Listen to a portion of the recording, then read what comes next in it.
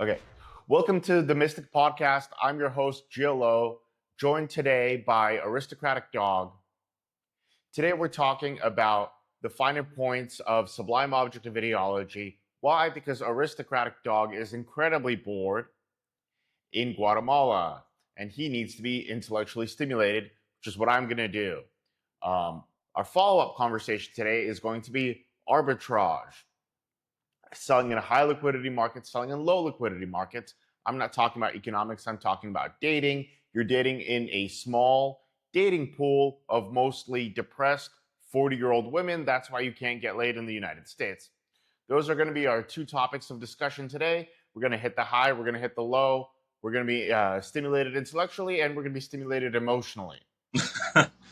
I'm going to start off by talking about Sublime Objective Ideology, which is a vicious Yugoslav attack on post-structuralism. Correct. What is post-structuralism, Aristocratic Dog? You lead the way. All right. Post-structuralism is basically the belief that there are no rigid hierarchies, that there's no order at the top, there's no God at the top, there's no identity. They don't believe that there's such a thing as a fixed identity. They believe that everything is sort of based on differential relations. So everything is like a network that's not really connected. I'm sorry, that there's no really centralization in the network. And basically everything is just a process of differentiation and assimilation in this gigantic network. And so that's kind of what she is basically trying to argue against, that there is a sort of structure. And he uses basically Lacanian psychoanalysis on the one hand and the Hegelian dialectic to sort of ground himself onto something. It's not that he doesn't believe in all of the things that post-structuralists say. He just doesn't believe that it's endless, that there's no such thing at the bottom, that there or at the top, basically. Okay, so to clear that in a more direct way, post-structuralism follows structuralism, and in a structuralism there is a structure and there is a hierarchy. Yeah. And in communism and in Leninism, which is where Zizek comes from, there is a core unary feature, or there could be a sublime object of ideology, which is a core pivot point. If we talk about this in a religious way, we could discuss a spiritual root. And previously, the goal is always to control the center. So the goal is at the center of a city, you build your temple, you push your religion, you push your ideology, and that's how you control the people. When the Bolsheviks took over Russia, they realized they only needed to control the post offices and the railway stations to really get the party started. And later on, as the Soviet Union was taking over Eastern Europe, they employed that strategy of centralized control, and that's what gave them power. Yeah. Post-structuralism was invented by the CIA to pivot people off of this idea, where they wouldn't be encouraged to take the center, and it also created very decentered people who did a bunch of drugs, and they couldn't censor their way onto a stable relationship. Yeah, correct. So I guess Isaac's goal as a Leninist is to recenter everyone into opposition of globalism, liberalism, capitalism. Correct. Yeah. And he's going to be doing this in these philosophical structure. Yeah. So, okay, let me blow up into my notes right now. We define post-structuralism.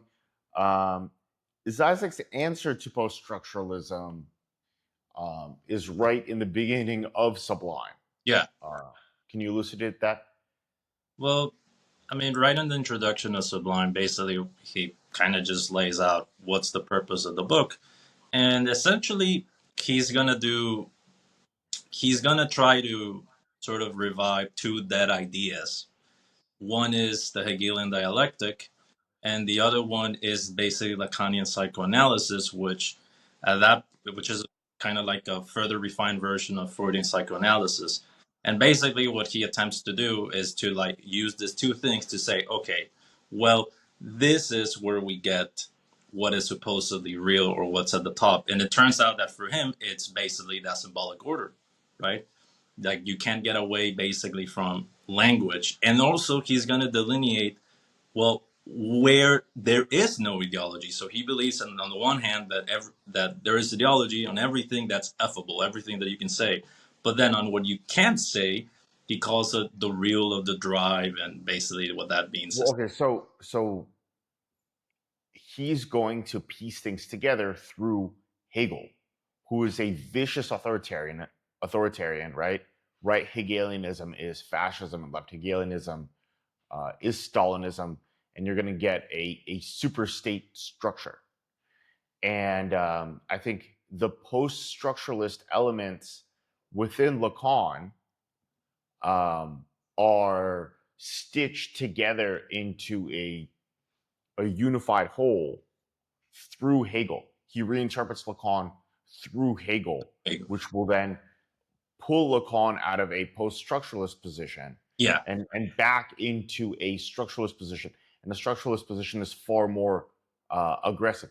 And I guess what I'm trying to push towards you, given that I come from a culturally very structuralist position, okay, is that the structuralist position is incredibly aggressive, right? And when you hear me speak, I come from a cultural tradition, and that's why I will push into the middle. And then once I'm in the middle, I will dominate you, right? Um, and by getting that high ground, you have far higher leverage, which we're gonna discuss later. So, hmm. so in Sublime, there is an academic project and there's a philosophical project, because rephrasing Lacan through Hegel is a tremendous thing, right? Yeah, One, understanding Hegel is a big thing, but two, taking Lacan, who um, when you read his book of Creed, that's is purposefully not structured. He's dancing you around in a circle on purpose, so he can't be cucked by the psychoanalytic institution of his time, right? So Lacan writes elusive. He's an elusive French man yeah, who liked to smoke cigars. I think he had a bunch of lovers, and his favorite thing was to take his daughters to fancy Parisian pastry hmm. shops, right? So that in itself is incredibly post-structural. Um, so to stitch him into Hegel completely makes a fundamentally different Lacan. Yeah, Uh, but I guess for my audience, why is an uphegeled Lacan important?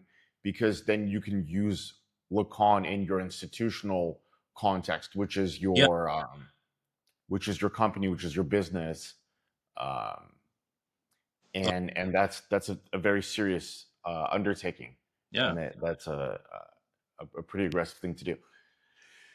So okay, I'm okay. So Zazek and Superstruct. Okay, let's discuss what is the real.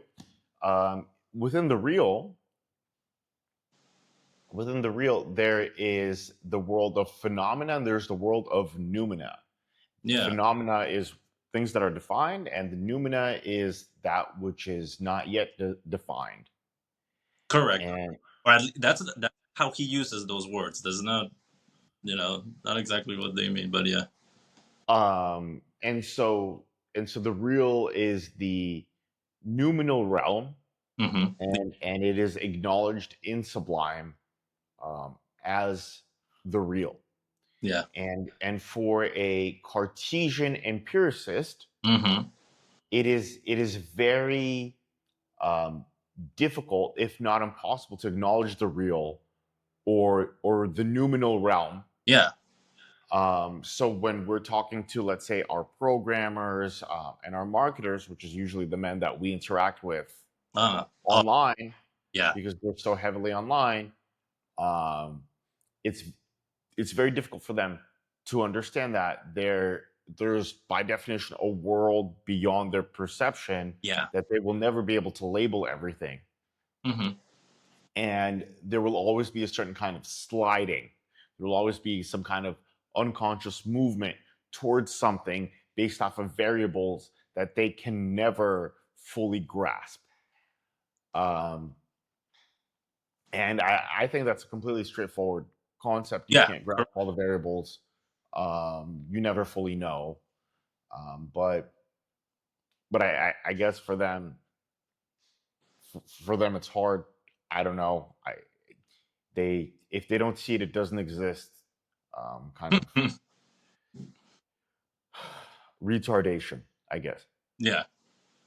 So I guess, but that's included in the picture. So it kind of gives the book or the con, and everything built a certain kind of tolerances. These are kind of like shocks in the car, right?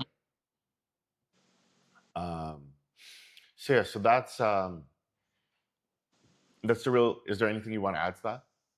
I mean, I think I think that's fine. Also, what he's trying to say is that there is a symbolic order at the top, which is basically language, right? And Right. that's also a pretty important topic. I think you can speak about that better than me because you understand Lacan better, and he uses that as a basis. Okay. Well, okay. Let's talk about language. Yeah, yeah, Language is a political system, yeah. Or, and whenever there's a new ruler, this ruler will influence language. So there was the Moorish invasion of Spain. You're familiar? yeah, And um, and after the Moorish invasion of Spain, a lot of these people um, were ethnically Arab in yeah. Spain. They were all Arabs. Yeah, Right. And so the Spanish language has a lot of Arabic in it. correct. Maybe you can help me find these words. Alfombra. Yes, What else we got? algebra, the numbers. Alge- Yeah, correct. no, but it's Spanish words. Alfombra, almohada, Oh, uh, right? yeah, yeah, yeah, correct. I mean, anything that you can think of that doesn't have a Latin root, that should be Anything that sounds like Al Qaeda. it. It kind of sounds like Azúcar, Yeah. Good right? point. Yeah, So there's a lot of Arab words in Spanish, yeah. but one of the things that I guess Isabella's government tried to do is she tried to de-Arabize the Spanish language, Mm. right?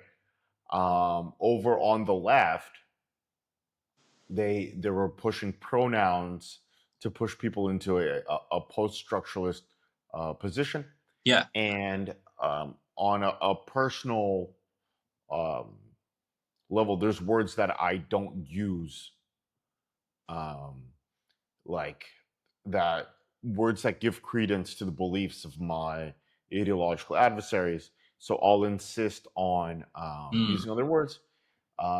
In the Russian government, they will never use the word transgender in the Russian language. So if you're looking at a Vladimir Putin speech or anything like that, they will never say transgender. But then They will what does he say?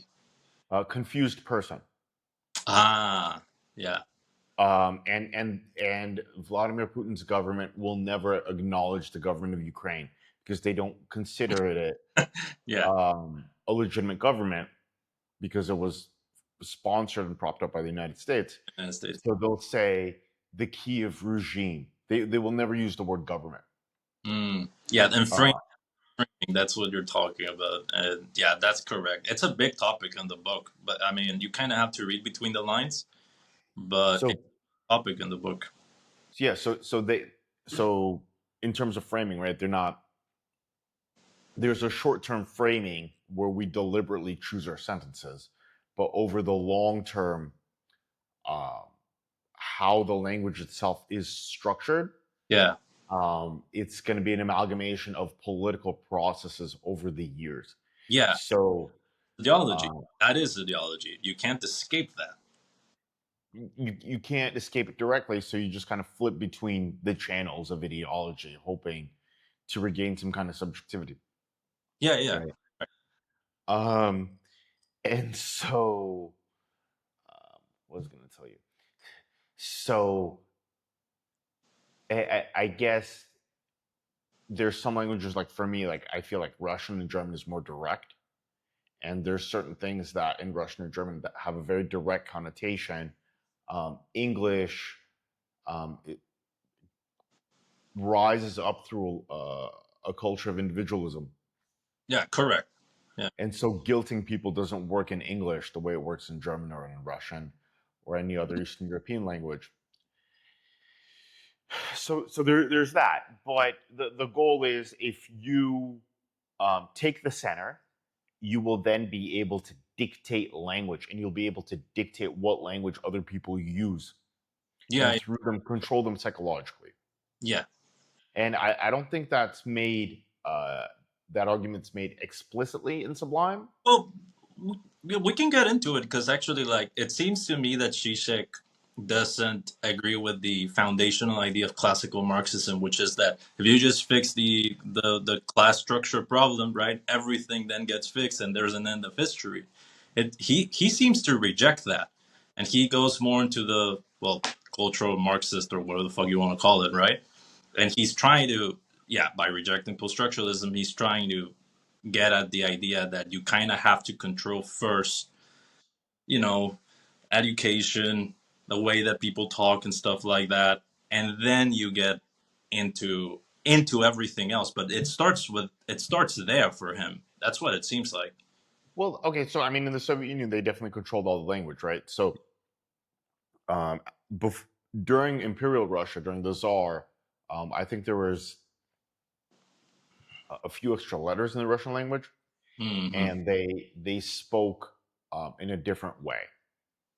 Yeah, I think they spoke in a more formal way, and the Bolshevik Russian is a very direct um, Lenin Russian.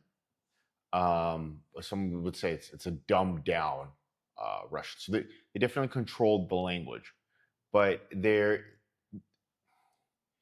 there's a blend of,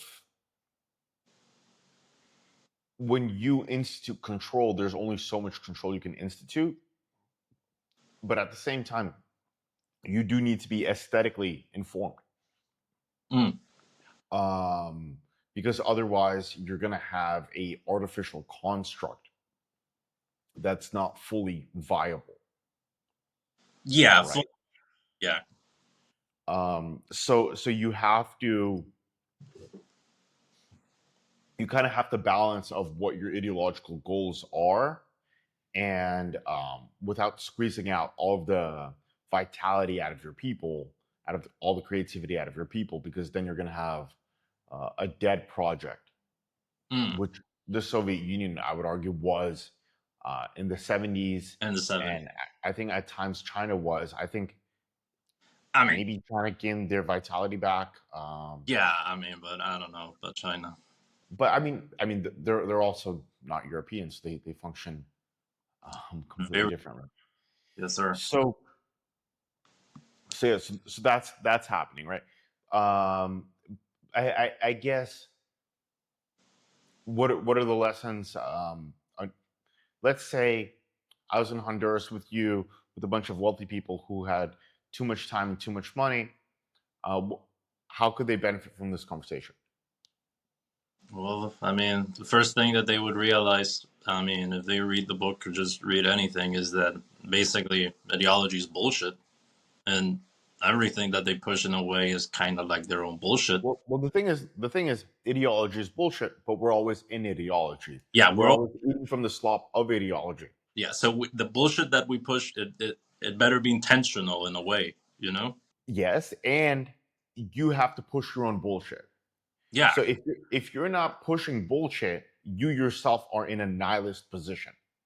yeah, So you have to. you have to push your bullshit, and your bullshit has to be better than the other bullshit. Yeah. We can get in. Yeah. Correct. That's elite theory. I mean, that's right. And that is elite theory. Yeah. And if when elite theory leaves my mouth, um, it's really Leninist vanguardism, right? Which is But something a little scary. you don't even. But I'm gonna do it anyway. Yeah. Um, so I guess the point is that one is you should control the center, but once you do control the center, the question becomes, what ethical obligations do you have to the people, um, and how best can you improve these people's lives, even though they're going to be complete retards the whole fucking time. Yeah. So so Big project. that That's a big project. That's what it, that's what the Americans try to do. Actually, I mean, you know about the the U.S. Revolution, and basically that it really has like some Masonic undertones, which is basically Enlightenment, like a sort of like advanced version of Enlightenment Christianity. And so well, okay, so it's not that it has Masonic undertones, it's that it was, there is yeah, there's the King of England, right? And there is a massive transatlantic slave trade, yeah, which produces a shit ton of money and has its own culture, which is Masonic, and it has its own informal governing body. I would argue whatever it was, I don't know what it was, and at some point that political structure was so powerful that it no longer wanted to be taxed by the king, and it wanted to function independently as a government. yeah, yeah. Let's go with that. That's the easiest way. But they were high minded, and they were trying to do their own little project of like making a new world order on the earth. A new order of the ages. That's what the dollar says.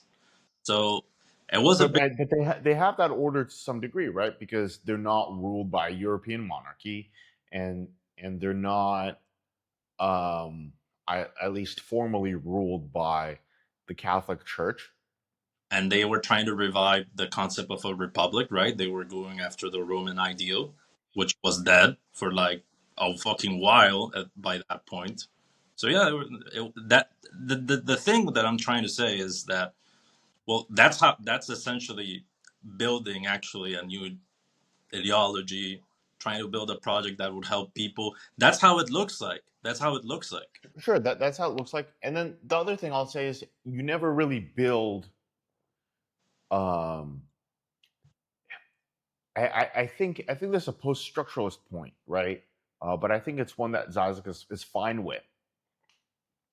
It's that whenever you try and revive something, Hmm.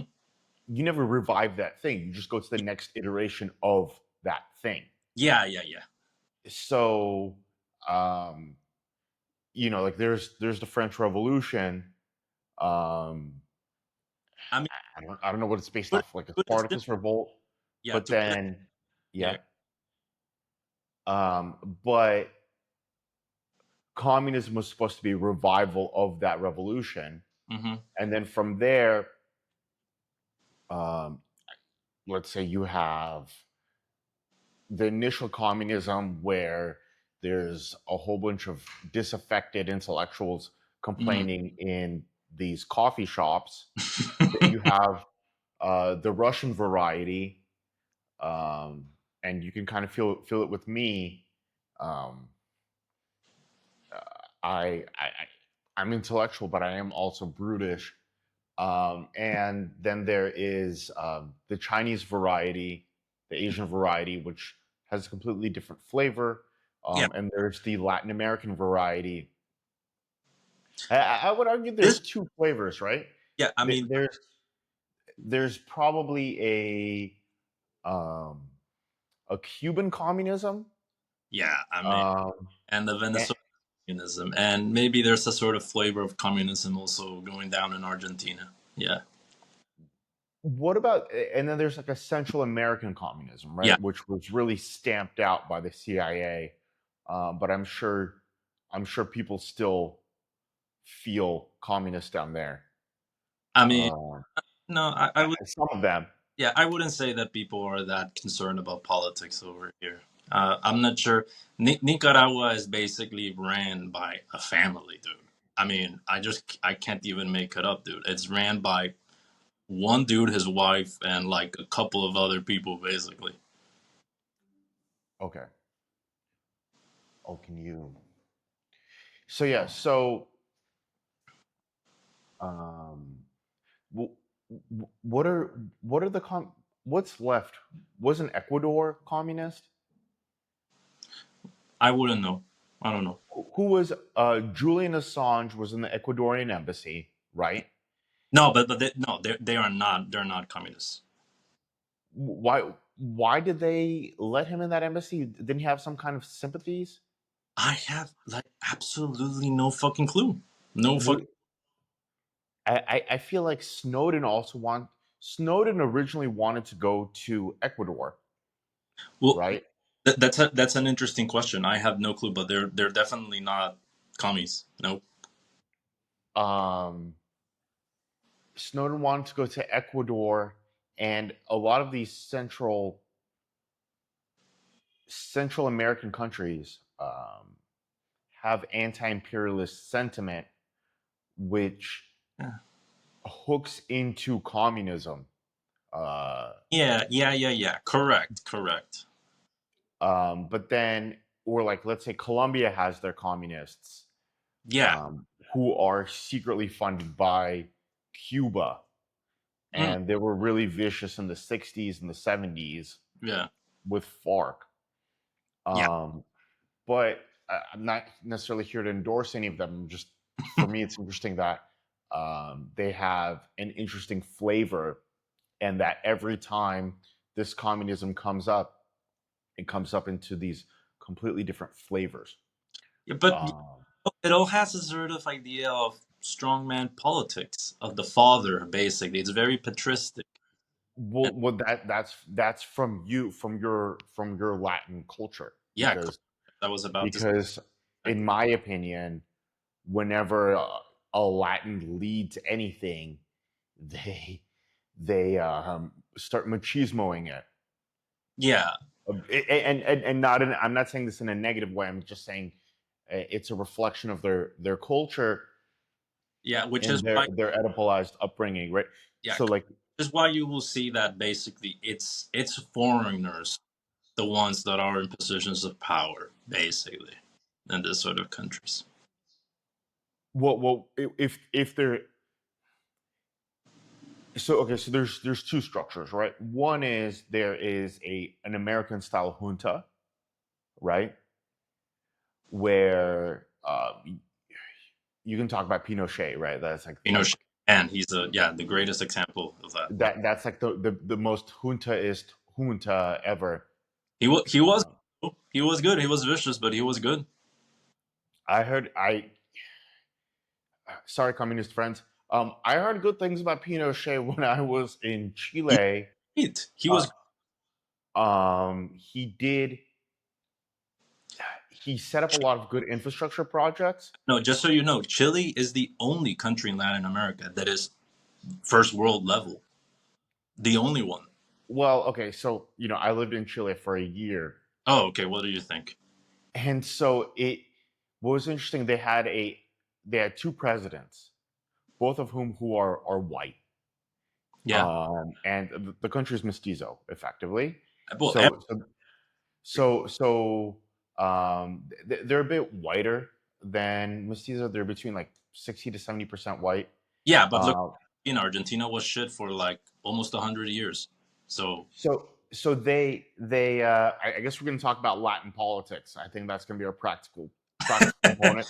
yeah, And so because I've been trying to like work my way out of this theory and talk about things that my subscribership I mean, we can talk about. is going to engage with. So there was Antonio Cast, who is a German, and his grandfather was probably like a full Nazi. Yeah. Um, whatever. You shouldn't be responsible for the crimes of your grandfather. And then on the other side, there was a Yugoslav communist Ah. And so the upper class of Chile wants to revive Pinochet, and the lower class wants to go back into a socialism. Yeah, I mean, do you know about Milton Friedman and the Chicago School of Economics? That it's all fake CIA bullshit, Oh, well, and besides don't that, listen to them. the point is that actually Chile is the project of the School of Chicago. It was every policy that Pinochet took economically was straight up from Milton Friedman. So I think there's this kind of cultural fight, and when you're around, when I was around whiter people in Chile, they were more Pinochet affiliated, and some of them would have even Pinochet portraits. And then when you start hanging out with people who are darker, um, they would be more socialist, and it was completely along racial lines. Interesting. And I was shocked. I was like, "This is That's like." interesting. There's certain things like if I wrote about them, you'd be like, like you're simplifying things. It's not this stupid. Like it literally was just like Well, it, I mean, skin color chart politics, no, basically. I mean, we're not gonna ignore that there are little racial differences in IQ. Well, Like, it's not okay. So there is this guy, Emmanuel Todd, no clue. and he is a French sociologist. Okay. And according to Emmanuel Todd, there are different family systems. All right. Yeah. Sure. So in Western Europe, there is the authoritarian family Yeah. where money goes to the eldest son, The oldest son. Yeah. right? Um, in the communitarian family, they might split it. Communitarian family could be China or Russia. It's a more I, Asiatic style. the way a lot of these tribes worked, it was the. I mean, if you have heard the Longhouse, right? I mean, Sure. And then with indigenous peoples, there is it's called anemic family, okay. where there's a woman and she has kids with multiple men, Yeah. and um It wasn't the case in every. I mean, it was actually more common for them to have patristic sort of structures. It just so happened that basically they would live in a big ass fucking house, and basically everyone would be there. That would be the longhouse, and the woman would control essentially the finances in a way. That I mean, spreading the yeah, resources. because you don't know who the father is, right? Yeah. Because who knows, right? So when when you go to a more, I guess, in a Pinochet, you have Pinochet as a father dictator authoritarian situation. Yeah. And so from there, you're gonna see that structure in Chile, and then there's a lot of Central American migration into Chile, and for them, they have an anemic family structure, and so they're gonna have a, let's say, a primitive communism, Yeah. which is I wouldn't say it's from Central America. I mean, if you have heard about the Aztecs and the Mayans, it's no, not. no, no. There is like there's Hondurans, Guatemalans, Nicaraguans, Ecuadorians that are moving to Chile. Yeah, There's but a tremendous migration, yeah, and the but Chileans don't like it. yeah, I I'll don't think say that. it's very high though. I wouldn't. I don't think it's that much to be a problem. Well, Chile's a small country, so for them it is high. What's it? It's not. Oh, it's big, man. It's a big. It's a long country, but the population isn't that big, and they're Yeah, very like Latins discriminate against each other within their little countries. There's like yeah. petty Latin nationalism.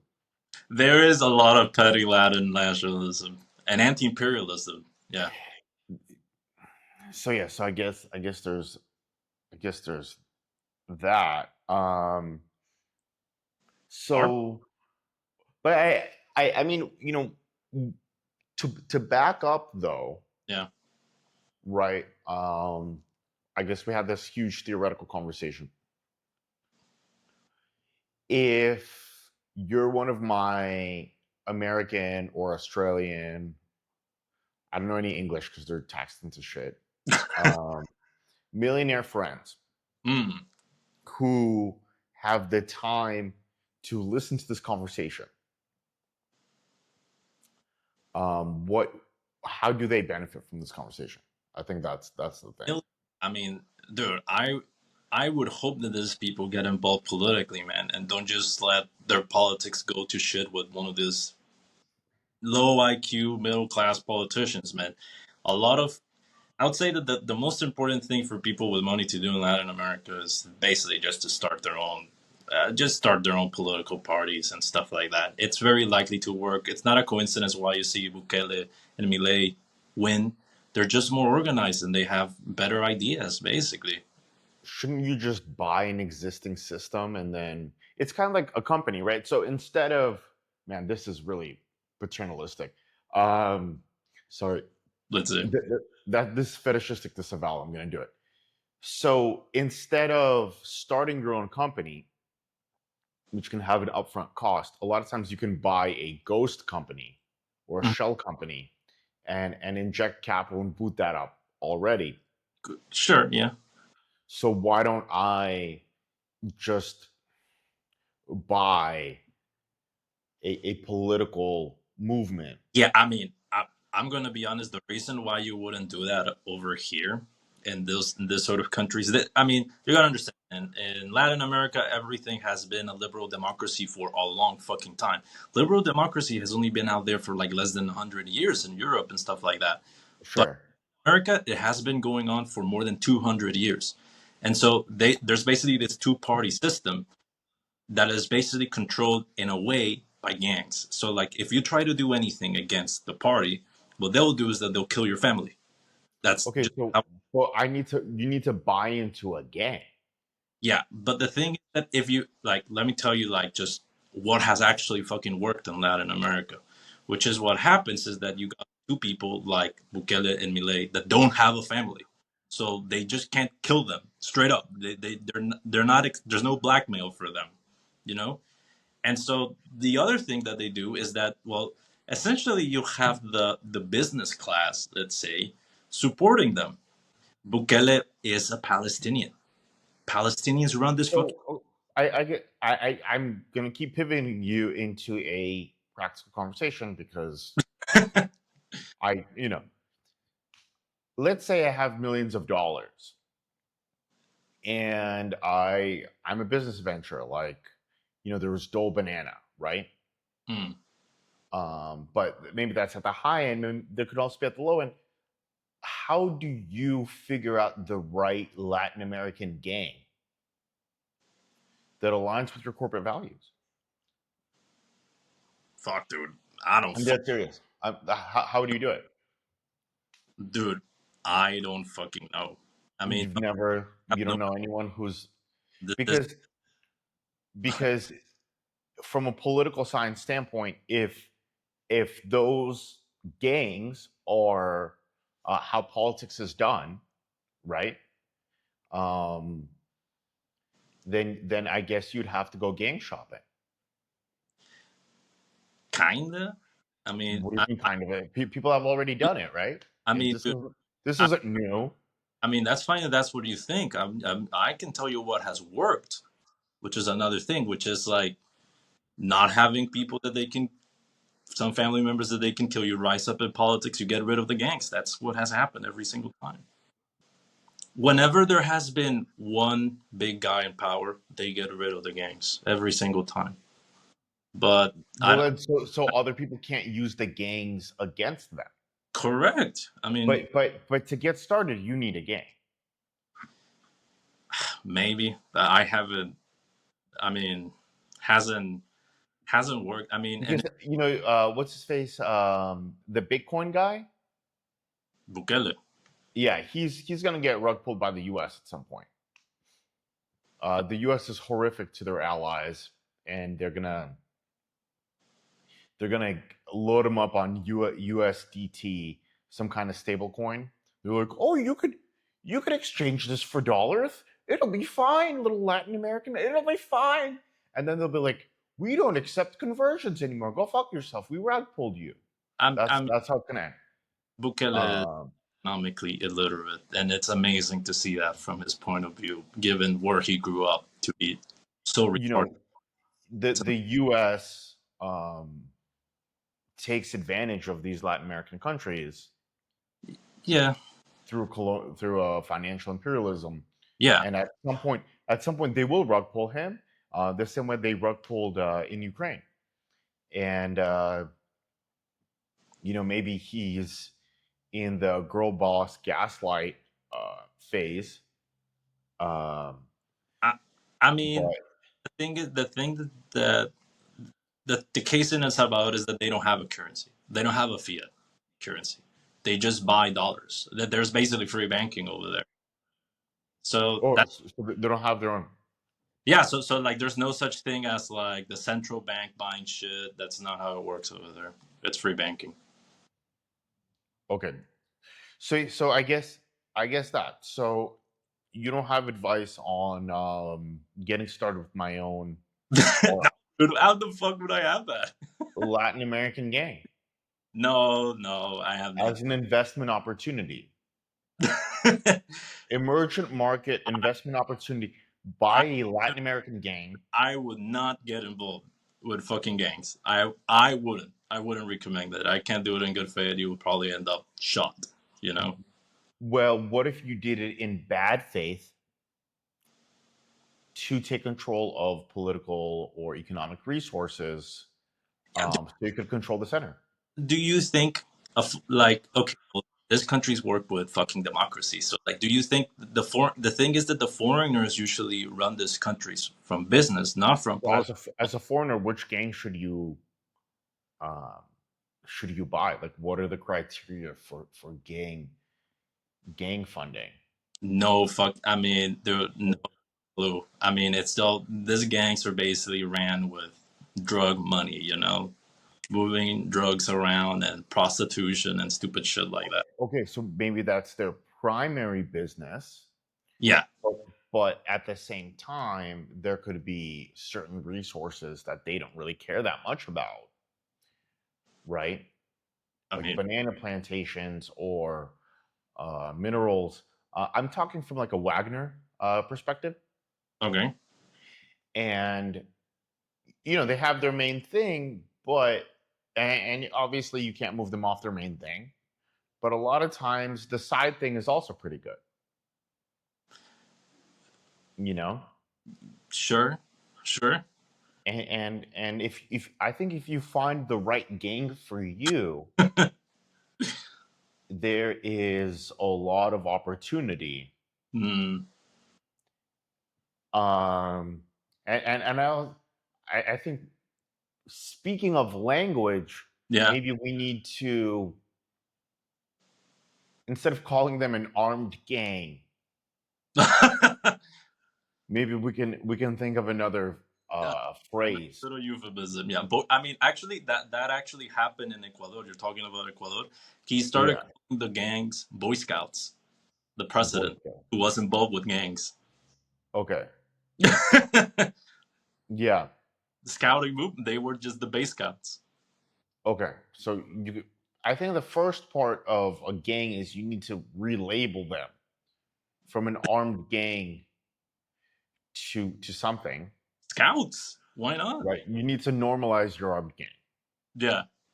Um, and then from there, um, I think it's also important that given that they will be involved in drugs and prostitution, I don't think you can take that away from them.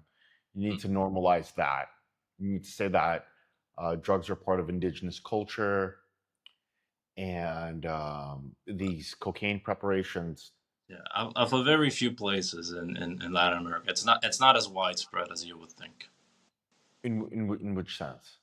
So the thing is that you are right that it's part of Latin American culture. Let's say, like if you look at the Aztecs, they were doing mushrooms, you know. But when the Spaniards came to the Americas, 92% of them died out of smallpox, and so that kind of culture just died off literally. And everything is like this mixed sort of. in a way Spaniard, but also like it has its own little Latin roots. But drugs are, at least at this point, drugs are a huge taboo over here. Like, Well, so okay, but if you wanted to reclaim your indigenous roots, would it be wrong to smoke peyote? no, no, no, I don't think so. And that's definitely what's going on in countries like Peru. Okay, okay, and then beyond that, Yeah. is it wrong to share your culture with other people? Wait, what's the question? Is it wrong to share your culture with other people? No, I don't. I mean, I don't Okay, think so if I'm an indigenous man, you can do or if I'm an indigenous man or a man of partial indigenous ancestry, it. and my culture is built off of these herbs Yeah. with various effects, and I want to share my culture, is that bad? No, I don't think. Exactly, exactly. Yeah. So there are groups dedicated to spreading indigenous culture Okay. Sure. by distributing their substances, which include Yeah. cocaine. Sure. And you realize this as a multi-million dollar businessman, Mm. and unlike other businessmen who have negative connotations, you understand that that is part of their heritage, even though some of them Yeah. are mixed. But mixed people are free to reclaim whatever part of ancestry they want. Yeah, yeah. I mean, you kind of have something over there now that I think about it, because, for example, you see a lot of this ayahuasca trips. People do this ayahuasca trips to Peru, and that's a way to get fucking money, and it's with drugs. I mean, I think they're legal over there, but in other places they wouldn't be. Right. So you can build an ayahuasca retreat. No, for sure, and a lot of it's foreigners doing that sort of crap. Same in Yeah. Costa Rica. There's stuff like that in Costa Rica. That's a way of starting a business. Yeah. And I think that's a valid business, and I think And you uh, would have some connections with a gang to get the drug, to you know. get the drugs, see, and I think they'd be perfectly fine with burnt out 40-year-old women smoking ayahuasca on a beach. And I would argue a burnt out 40-year-old woman smoking ayahuasca on the beach is more productive than her Mm, doom scrolling or drinking box wine yeah, in the United States. So she does benefit. You're not just full blown exploiting this person. yeah. You're helping them in their spiritual growth, right? Well, I mean they're talking to people. Here's the other conversation I wanted to talk about. Mm-hmm. The conversation is that value is discovered, and that different markets have different pricing, right? So Sure. Yeah. if there is a burnt out 40-year-old woman, as we find on Substack, she has a certain value in the US. However, when she comes to Yeah. Latin America, she has a completely different kind of value, because she can teach people English. I think that's the main thing that she could provide. Yeah. Yeah. She can introduce people like you to American culture, Yeah. which is completely degenerate. But by, let's say, you were a 13-year-old talking to a burnt out 40-year-old American ayahuasca lady, you would understand American culture and you'd be able to sell to the American market and enter that American market, which is very important for you. Yeah. Um, Economically, right? Because that's how these Central American countries thrive. So the big point that I wanted to make was the larger your network, the more price discovery there is for you, Sure. and but there's so you want to add nodes to your network, but at the same time you want to eliminate um, high static nodes or high noise nodes, Okay. Sure. Yeah. um, like that. So I guess that's that.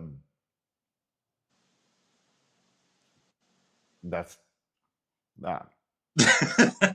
So my response to all of Substack dating, there was a man Mm, He was 40. He married like a 31-year-old woman. She was unhappy, blah, blah, blah. surprise. But my argument is that he was executing a trade in a low liquidity market, which is to Yeah, say, a market with not that many buyers and sellers, and he wasn't able to find a good deal. yeah. I mean, we it's obvious that a foreigner will get a better quality lady, let's say, in fucking Latin America than he would do in the U.S. I mean, I lived in Canada, man.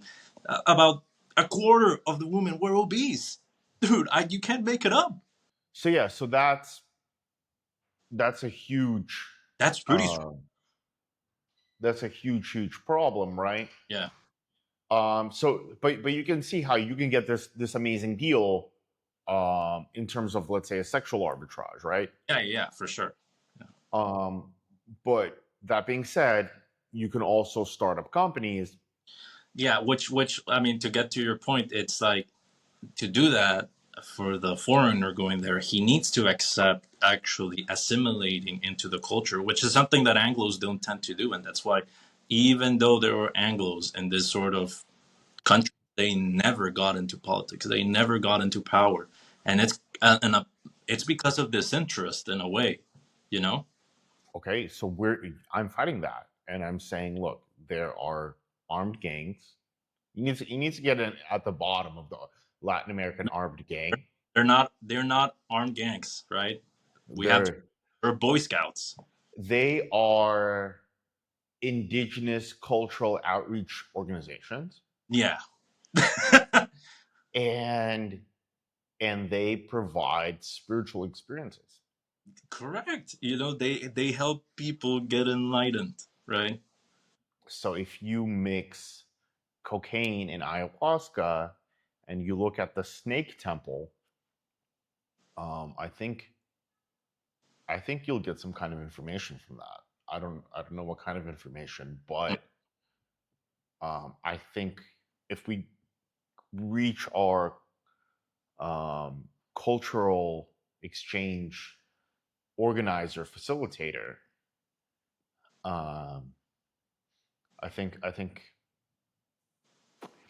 realistically though the game here is Hmm. to you need to repackage these groups into something that is acceptable or semi acceptable to a Yeah. Western audience. Hmm. And then from there, you can kind of bring them into Western or quasi Western structures where they have more liquidity and access to capital flows. And I think that would be a big boon for everybody.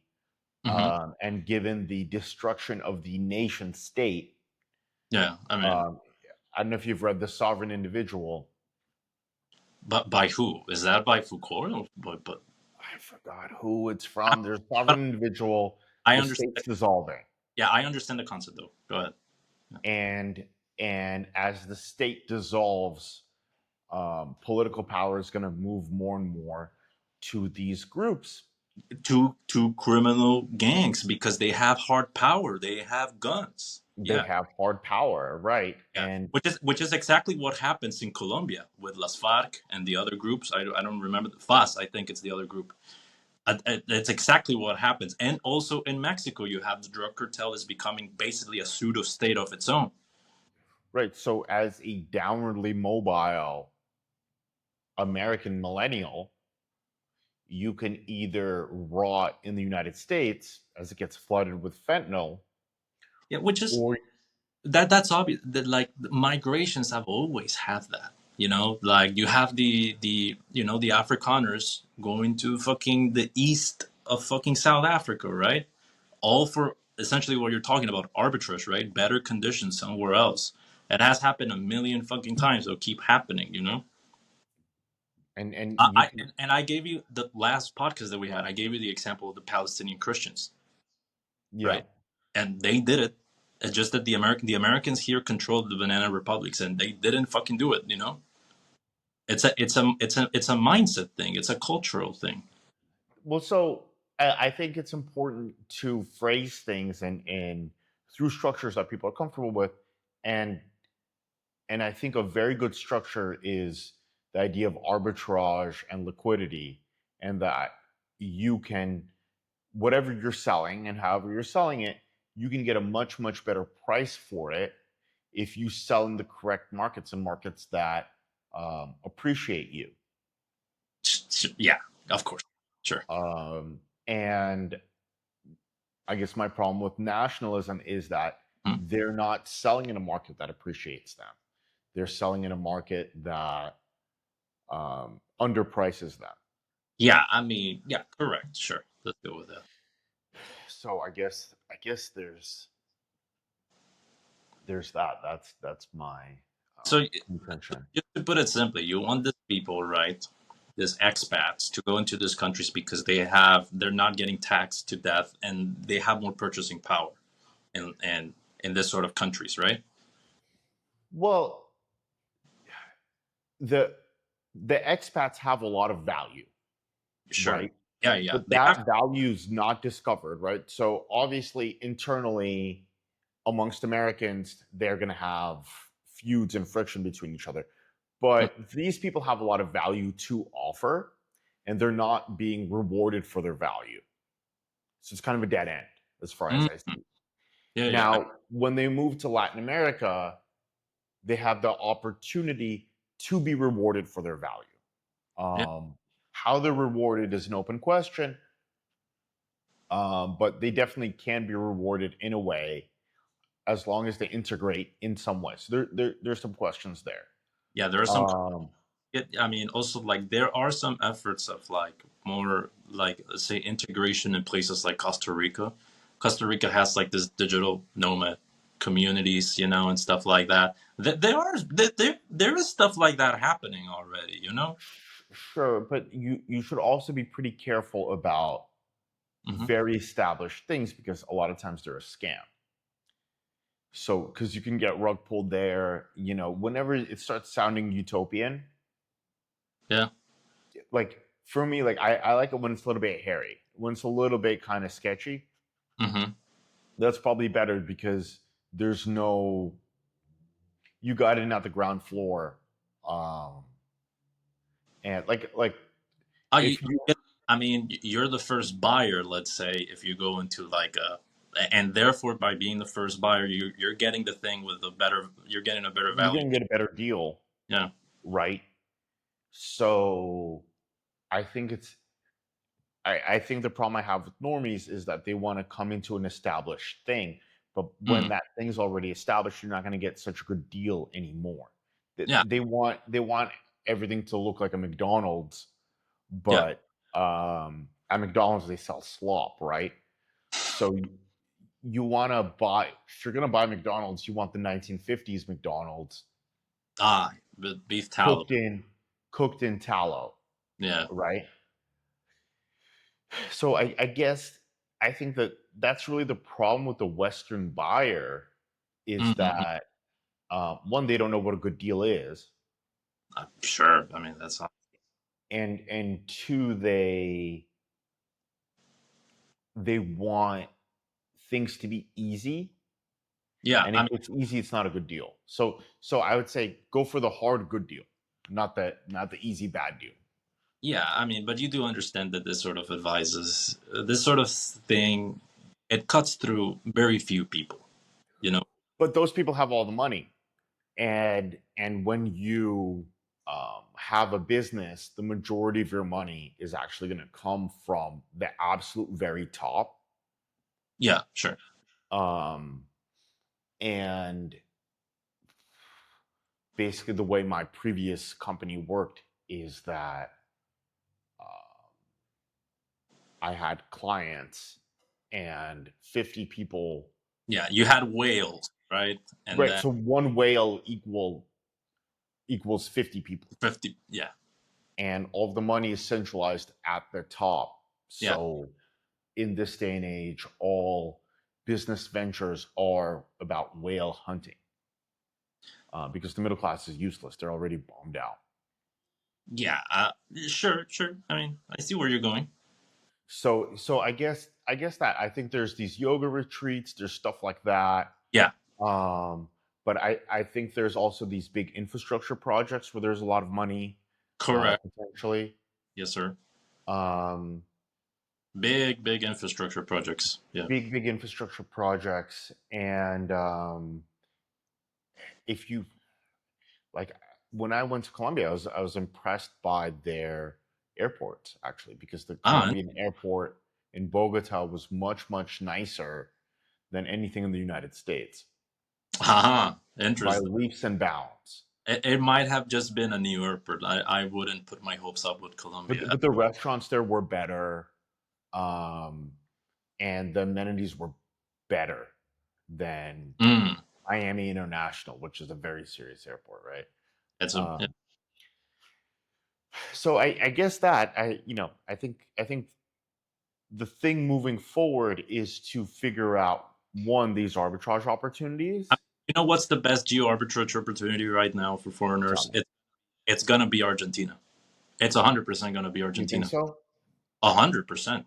Yeah, because right now they're right at the fucking bottom. I mean, 100 fucking years of statism gets you there, and they have delay. They're gonna go up, man. Living like I think that there's no place in Latin America right now that has such low living costs, let's say, as Argentina, Okay. basically. So they have that. It's actually kind of easy to get to go there to get like your citizenship and stuff like that. It's even easy to go study there. So a lot of stuff like that is gonna be. I think that it's gonna be Argentina, and it already kind of has a bit of a European flavor. So Are they? Are you familiar with their workforce? Do they have a good workforce? no, no, I mean everything has been shit for a long time over there, Okay. and I mean they are pretty lazy people, I'll say, but the, but things are gonna get better with Milei, and so because I mean you don't want to move to a communist shithole in Latin America, right? You're not gonna go to Venezuela, you're not gonna go to Cuba, you're not gonna go to Nicaragua, you're not gonna go there. If you want to actually have money as someone that's at the top, you can't go to a place where you'll get taxed to death. And so what you will do is that you will move to a country that has, as you're saying, just better purchasing power, less taxes for you, and that's going to be Argentina. And if someone goes there right now, that the place is just starting to lift up, it's going to be very beneficial for them. Yeah, but you got to be careful with Argentina. Like I think I think what's good about Central America and those places where they don't understand Europeans is, um um sorry, is that Argentina, they know who you are. They know. They're Italians effectively. They're Italians who LARP as Latins, right? Their Spanish is an Italian accent Spanish, so they're gonna see through your bullshit real fucking fast, what do you right? mean you're bullshit? Whatever your business bullshit is, when you enter the market, Yeah. they're gonna see through it, right?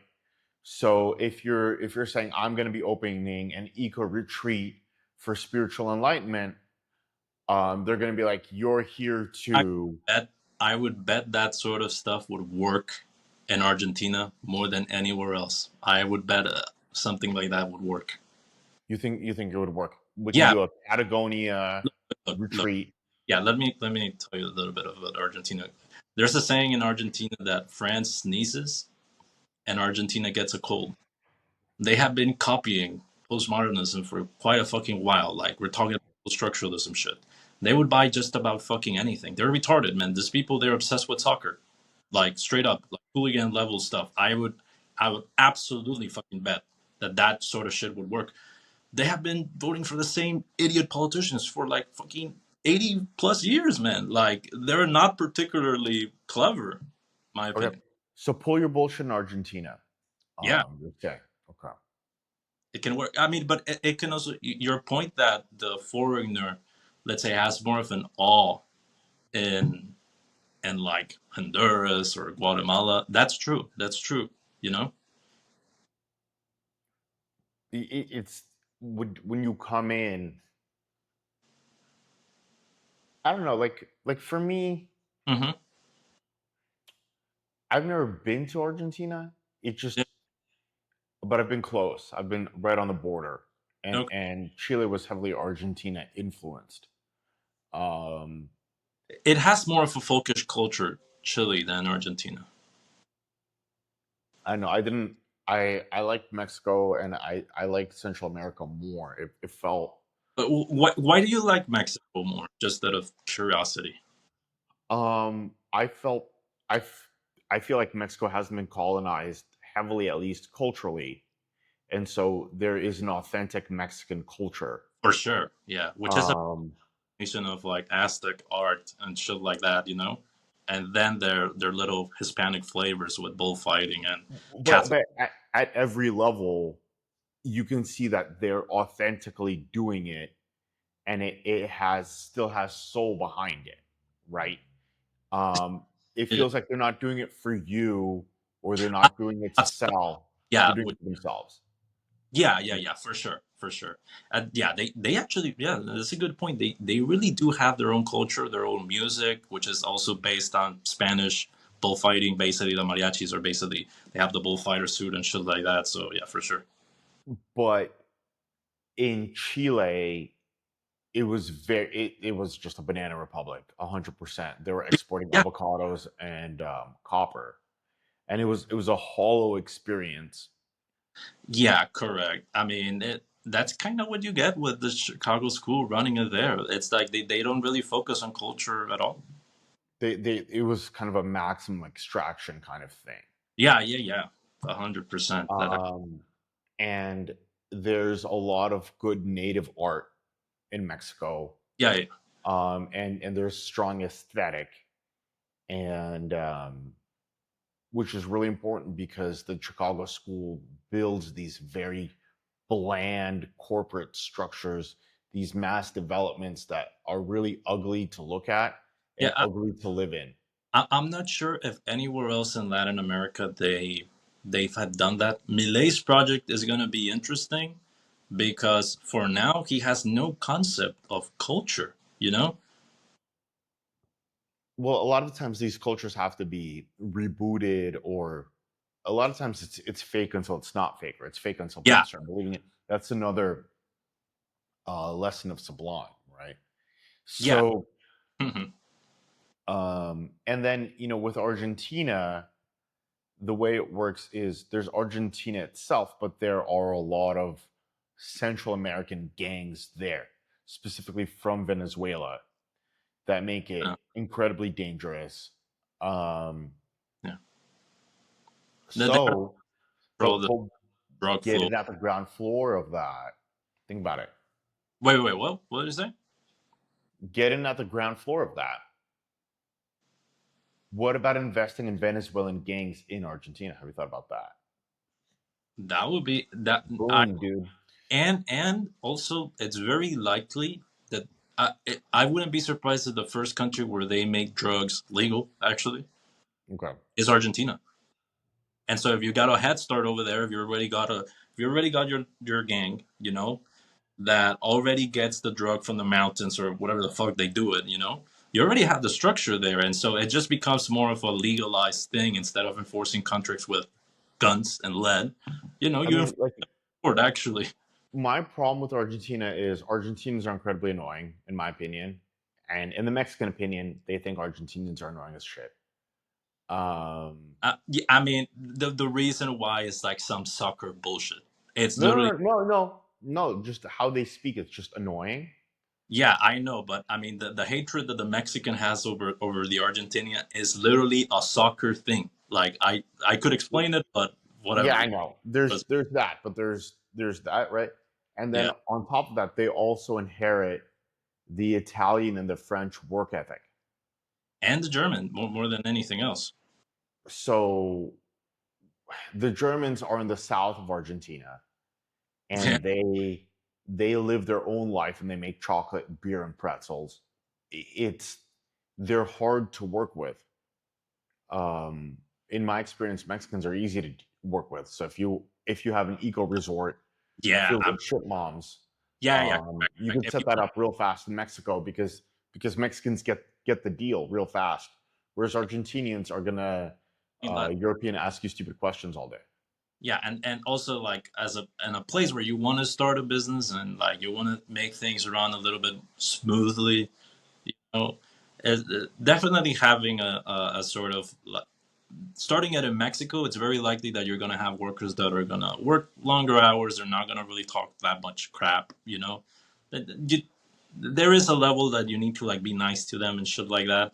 They don't like being talked over that much, but it's very likely that you can get a good deal per Well, worker. okay, the workers are good, sure, and you know, I hope people aren't going to exploit their workers too badly. Um, Hope so, no. but but what I'm saying is, at the middle class level, who's going to help you organize the workers? They're going to be, I would argue, more amenable in Mexico, whereas in Argentina, I don't know about Argentina, but in Chile, in Yeah, terms of any kind of business venture, they were not moving on anything, and yeah, they weren't thinking about anything, and yeah. it Correct. didn't feel like they were driven to create. No, that there's like, In my experience, maybe I'm wrong, but I mean, that's what I thought. you gotta understand, right? Like this is like cultural shit. It's mindset shit, you know. And basically, like what you can see is that there's a sort of we were talking about vitalism a little bit earlier, right? At least just in passing. And the thing is that every culture kind of has its you know its rise, its zenith, and then it kind of culturally stagnates for a fucking while. Uh, Chile already kind of had its peak with Pinochet, Yeah, that was their peak. and they had a lot of literature, actually, a lot of writers, famous Latin American writers, Hispanic writers actually, are from Chile. And then they kind of just fell off a fucking cliff, you know, after that. In a sense, Mexico has kind of been a shit country for a while, but it has had its kind of slow ascent, and it's like its cultural senate still hasn't been realized. It's still getting there. I would argue it's on the up, and when you look at the art, you can definitely feel that there's Art, definitely an aesthetic of moving up. yeah, it's And a beautiful combination of like Aztec art, let's say Art Deco, and then also let's say bullfighting elements. It's actually it's a really cool. I like it. I just feel that you never move forward as a culture unless you're aesthetically inspired. Exactly. I Uh, mean, this that's why you start with aesthetic movements first. In fact, that's one of the. I mean, you know about Gramsci, right? Prison Notebooks. Do you know that? sure, yeah, yes, I mean, Gramsci, yeah. Marx was kind of wrong thinking that the root is in economics, is in class warfare. The root is a cultural fucking root. It always is, you know. And so you first thing you got to do is start culture. Like the problem that the Americans had when they went to Central America, they didn't do fucking anything, dude. I kid you not. They had this. They were running these countries. They had banana. Like the thing of Banana Republic is real. It's not a meme. It was No, no, it's definitely a thing. it It's was 100% real, and they were running. They ran Honduras and Guatemala was ran in the 60s, all the way from the late 1800s, all the way to let's say the 80s. They were running these countries, and they still didn't build anything. Because A, they were disinterested. B, they were just well, merchants, they extracted all the surplus, right? And then when you extract all the surplus, and no one's going to build left. anything. And then they left. But the Spaniards tried to. I mean, maybe this is because they were like really brainwashed by Catholicism back then. But they really thought that they were there to elevate the natives. Unironically, I'm not kidding. You know, Well, the Spaniards built a lot of stuff, right? And exactly. when I would argue, okay, When American, like, let me say something. When the American goes into these countries, he basically starts as McDonald's, and they do nice little villas. But that's homogenized shit. It's bullshit. Everyone knows that. You know, it doesn't. It's not really some sort of cultural thing. You know, it looks like modernity, basically just bringing everything down. You know. yeah. So when my grandfather went to Cuba, he Mm-hmm. brought nuclear missiles Ah, from the Soviet Union, yeah, and and I feel like that aesthetic contribution hasn't been appreciated. I mean, do you think that nuclear missiles is an aesthetic contribution? The It's a pretty the hard power, you know. this the Scud truck has a certain Soviet brutalism to it. Yeah, I mean, I'm gonna tell you this: Castro was obsessed with sports culture. That's he wanted to, and maybe he was not wrong in wanting to start there. Um, it just Well, there's a good Cuban boxing. there's good baseball, dude. They are great at baseball. They But actually are great at Olympic sports, I would what say. about the Soviet contribution to Latin American aesthetics through military hardware? Yeah, yeah. I And mean, I feel like culturally it hasn't been appreciated. mm, Have that you thought about that? brutalism has two elements, which is that A, it's made of cement blocks. Usually, construction here is cement, and it probably comes from that. You know, so I wouldn't be surprised. What about the aesthetic contribution of the Kalashnikov rifle to Latin America? Wait, what the fuck is that? The AK-47 has a very unique aesthetic design to it, right? Mm, And obviously it can exist in a Cold War context in Europe, but there is the Latin American reinterpretation of the rifle yeah, within I mean, in a you, human setting.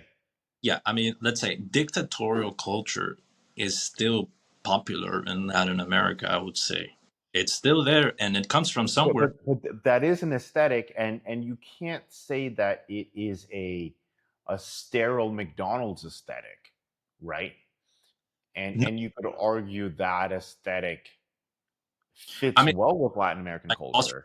that's why gangs have their own aesthetic, and it's popular, and it's literally shooting people, right? I mean, it's tacky. I don't fucking like it. I don't think it's conducive to any sort of. But it is an aesthetic, right? It is aesthetic. So but it is an aesthetic, and Yeah, things can grow out of that aesthetic, and things can grow out of that blood.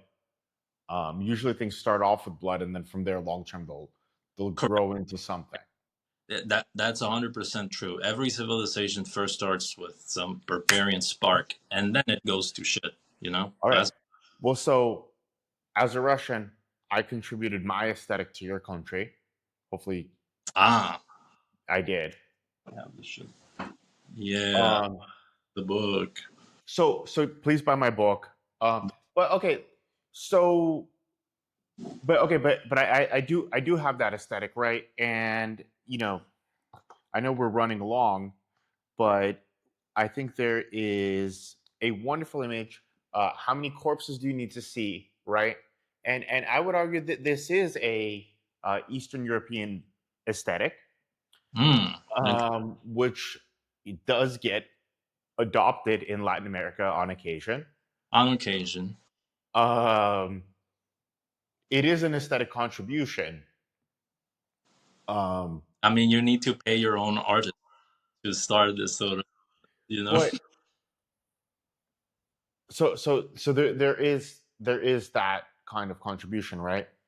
Yeah, But that if we try to think of culture as that it starts with its architecture, right? This is something right. that a lot of people talk about, right? That really the basis of the spirit, let's say, of a people, you know, it's with its architecture. I think that the one of the problems that Latin America has is that it's moving to square fucking houses. You know, it's kind of losing that. You might have seen it in Mexico. Every new house is gonna be like a modernist fucking house, you know, and it's in a way it's brutalism. I don't fucking like it, you know, but I could see it. But how do you yeah, I'm not a fan. I'm really not a fan. Yeah, yeah, And I agree that there has to be certain efficiencies to win in terms of production, right? But yeah. at the same time, it's important to reinvigorate old aesthetics. Um, Correct. I mean, the you know, Latin America is the problem is that it's a combination of a lot of different cultures. It's the Hispanic one, then it's the native one, which the native one is gonna be different in each fucking country, right? Not every, yeah. the Aztecs are not the same as the Incas. right? So it's going to be a little different. And then you have the African element because a lot of African slaves were brought here, and then you have like their dances. It's like kind of a voodoo thing, right? Right. But and so Latin America is at a weird place where it's like there's this. Have you ever heard the word ethnogenesis? Right? They're Sure. at a point where there's like, okay, well, they're becoming more and more homogenized, and they don't really have a father culture in a way, because they're like a weird conglomerate of different things. And so, but out of that weird conglomerate, if taken to the right direction, it should look more like Mexico and Peru than it should look than let's say what you see with brutal as shit, which is what the communists spread, unfortunately. Well, I, I don't think the communists had a chance to really brutalist Latin America that I mean, much. Cuba for sure. Cuba for sure. I'll tell you that. Cuba for sure. I This is out of my element. I don't think Venezuela that much.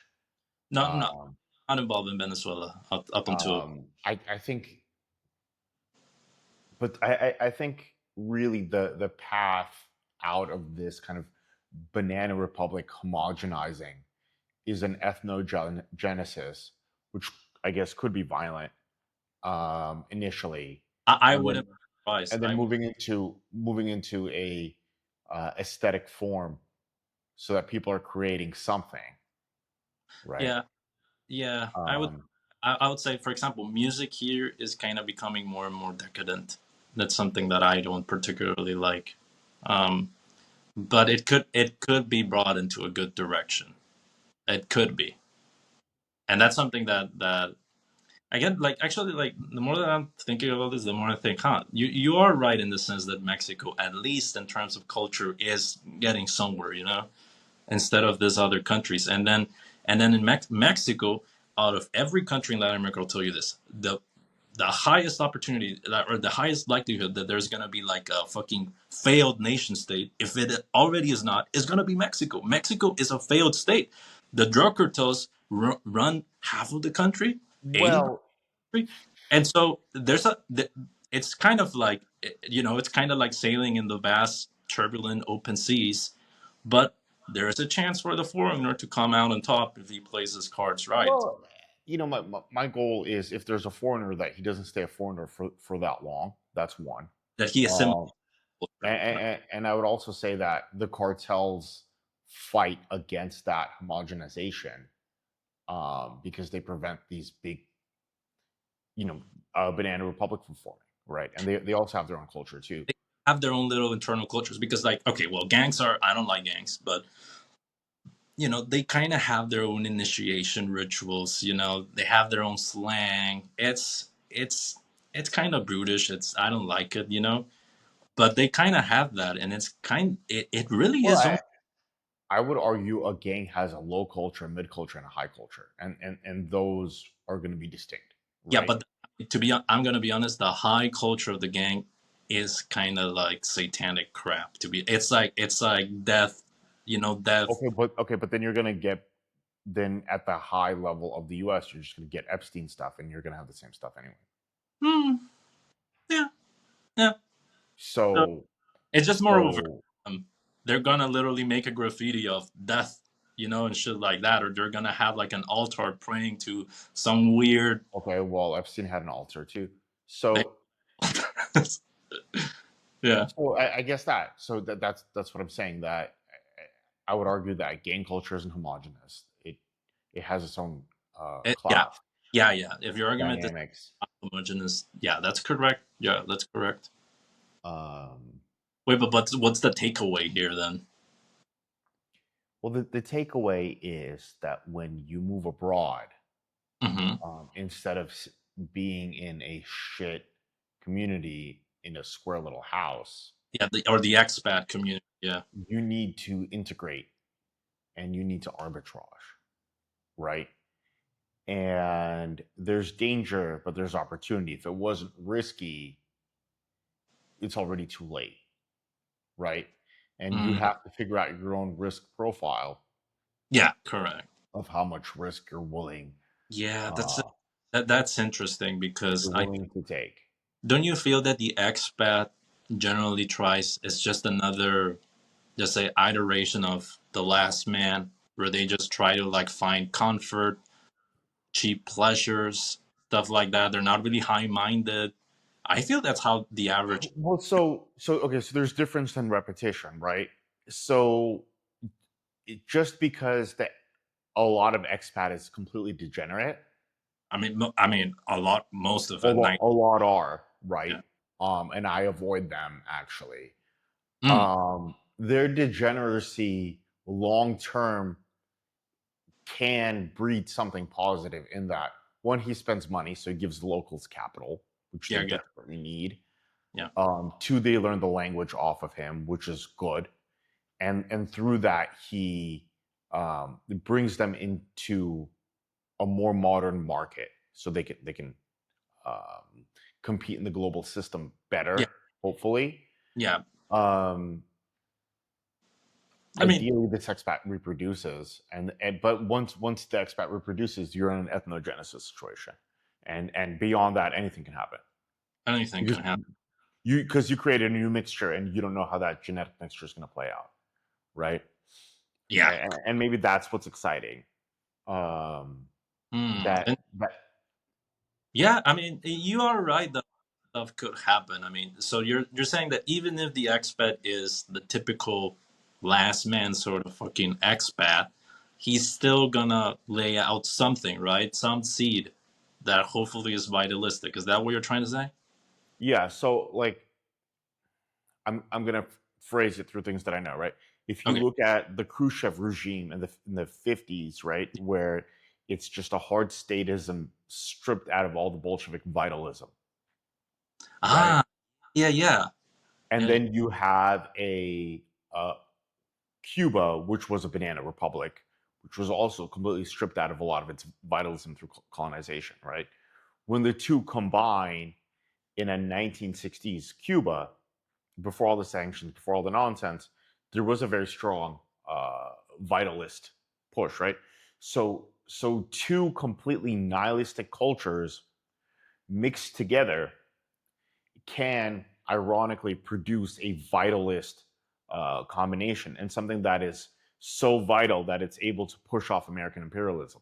Yeah, actually, like this is like I know that you haven't read Nietzsche too much, but Nietzsche makes this point over and over um, in Birth of Tragedy, where basically it's the idea that it's actually when an aristocracy is on decline, when there would then be a sort of like vitalistic cultural, let's say, that's going up.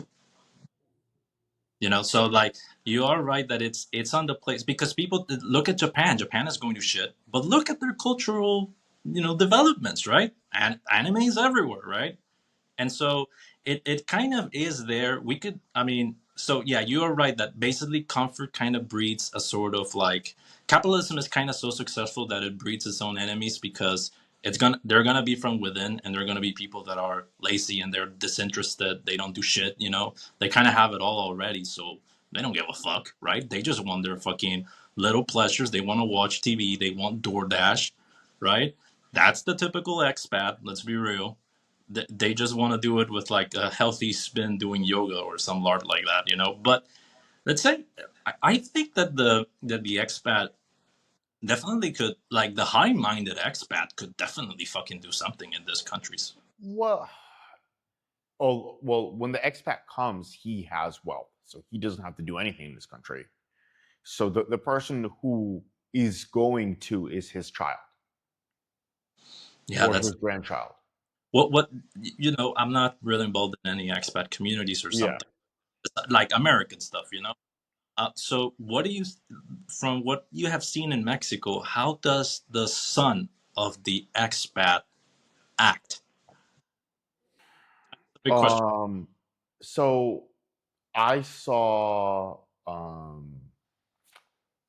there were a lot of Argentinians in Playa del Carmen, Okay. and it was interesting. They're Argentinians and expats, and they came from wealthy families, Yeah, and they spoke English and Spanish. They went kind of back and forth.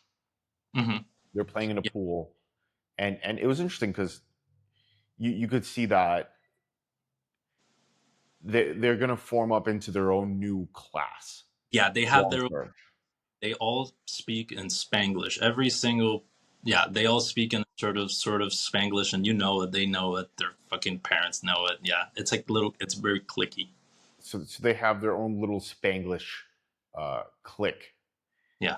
and I mean these are young kids. You know, they're like 6 or whatever, Mm, 6, 7.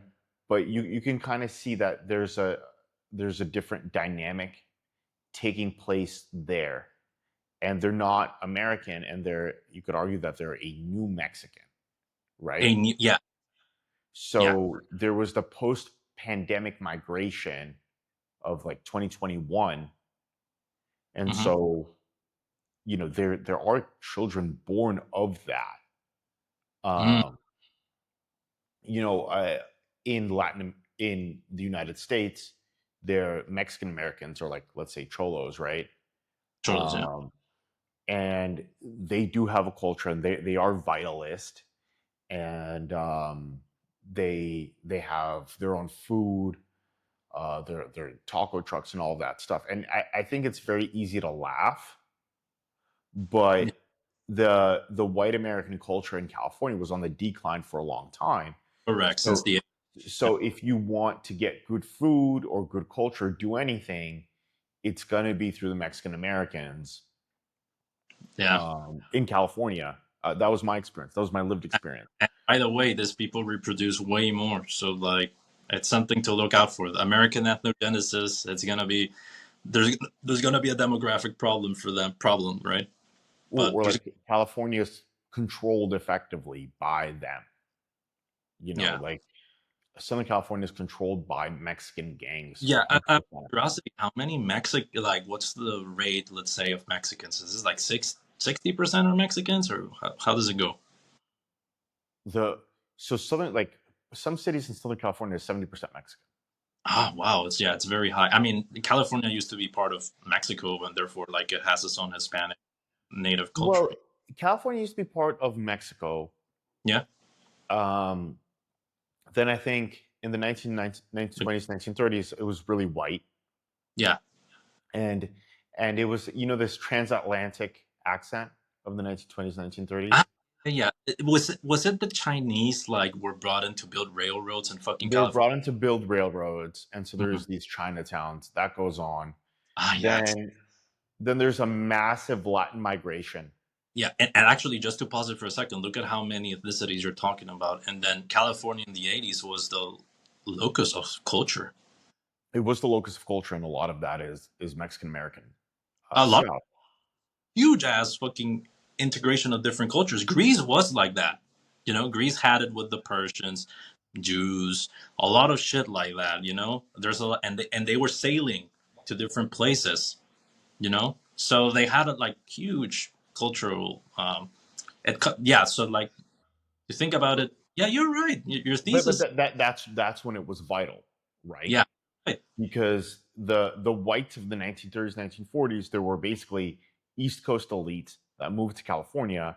Mm. They got a big house, and then they coasted, and they didn't do anything. They did Whereas it. when the They, Mexicans did, they actually did stuff, and they there was a cultural genesis, right? uh, Um, the big problem that would you say that it's a mentality problem of the white American Protestant? Because if you look at their churches, they look like shit.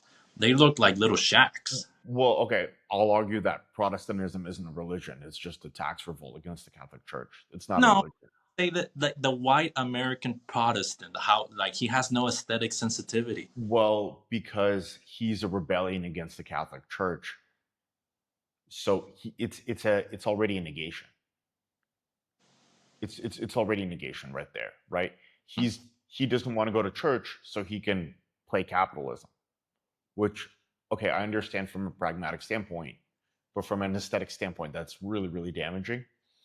Um, and a lot of times they don't care what happens aesthetically as long as they own the land, right? As long as they're Yeah, making money off of it.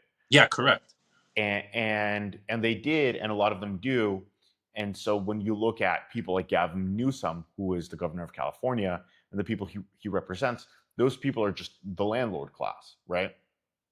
Okay, But because So they there's said woke, but well, their thing is that if you're the landlord class, you need a lot of tenants, and if you have unrestricted migration from Mexico, you will have those tenants on the short term, and on the short term, you will make money for sure. and cheaper labor because labor is very expensive over there because they have high minimum wages, and so they then you need as a I will do this, I would hire an immigrant because then I can pay him under the table, right? And that's Sure. yeah. So short term that happens. Long term, they're demographically and culturally replaced, Yeah. and once you're culturally replaced enough, Hmm. no one listens to you because functionally, uh, the systems of power, the systems of um, Yeah, the other becomes different. so okay. During the pandemic, I went to a gym which was run, which was an illegal underground gym, uh, Ah, where you had a key and it was in a nondescript place and it was a complete secret. And this guy was a drug dealer and he sold steroids to the police wait, in Mexico or in in California, in Los ah, Angeles. okay. He sold steroids to the police, and then all his friends were Mexican gang members, and that's the gym that I worked out at. And that was a much more viable gym than 24-hour fitness because 24-hour fitness is a corporate loser gym. It's, Whereas if you're working out with Mexican gang members, they're taking their workout seriously, right? I mean, yeah, for sure. So think about it this way, right? Like, where are you going to gain more muscle? A Mexican gang member gym with a bunch of steroids there, and then afterwards taco truck, or a corporate gym where there's a white woman on Xanax, Yeah, you're right? totally right. Which one's culturally more virile? The Mexican Uh, gym, right? So that's of where course, the action happens. there's And so still what, there's yeah, yeah, there's still sort of machismo going on in this sort of countries where like people are gonna like you're gonna get like challenged, by your peers, just to show okay, how far and shit like that. right. So all of that is good, because you're going to grow. So there's volatility, there is danger, but you're going to grow there, right? So initially in this conversation, there's a lot of joking, ha ha ha, blah blah blah. But my position is that I grew more in a Mexican gang member gym that was, the front of the store was some bullshit, and the back was this illegal Uh, gym that was operating during the pandemic, right? yeah. That's where the culture happens. And when you read, I think I'm going to push you into reading Badu. There is splace and there's outplace. Splace is, it's kind of in my book a little bit. Um, there's escaping castrated space, right? Oh, Where, okay. Yeah, where internally there is a space where yeah, people social signal, right? And it's just a bunch of Karens competing for yeah. status. Nothing Talk about fucking happens. sort of like But females then, and uh, and then in outplace, that's where all the action happens. yeah, All the action happens in outplace, yeah, which is just, yeah. and you argue something like what Americans do. This is a very American thing, is that they build their own like man caves and stuff like that. But that's a sign of like almost women being able to control the symbolic order in the household, and how that's like unvitalistic, right? Is that not right? Right, because so you're in this antiquated thing, right? Because if you think about 24-hour fitness or Planet Fitness, it has this very female, orderly, security focused fucking aesthetic, right? It's shit. Everyone like have you watched the videos of Dorian Yates of Blood and Guts? Right. So the gym that I work out at, I think there's clips, and there's gonna be more clips. That's the gym that I lift at, right? Hmm. And if you're gonna move forward, it's not gonna be clean. There's gonna be that. There's gonna be discovery, and through that discovery, there's gonna be that genesis, right? Yeah. Um, and I guess one of the big weaknesses of the elites is they haven't read Badu, and they don't understand that genesis happens at on the margins or at the borders. I think on the borders is a better. Yeah, Um, no, you could say on the margins too. That's right. I mean, and in fact, this is something that I mean, if you have seen fucking Nathan Coffness, like on Substack or something like that. That's his point, that you gotta educate the elites. Even Millet says the same fucking thing. The problem is that the current elites are basically the degenerate sons and daughters of like oligarchs that actually built shit up in the past, right? And so they're completely disinterested, you know. They're And completely disinterested.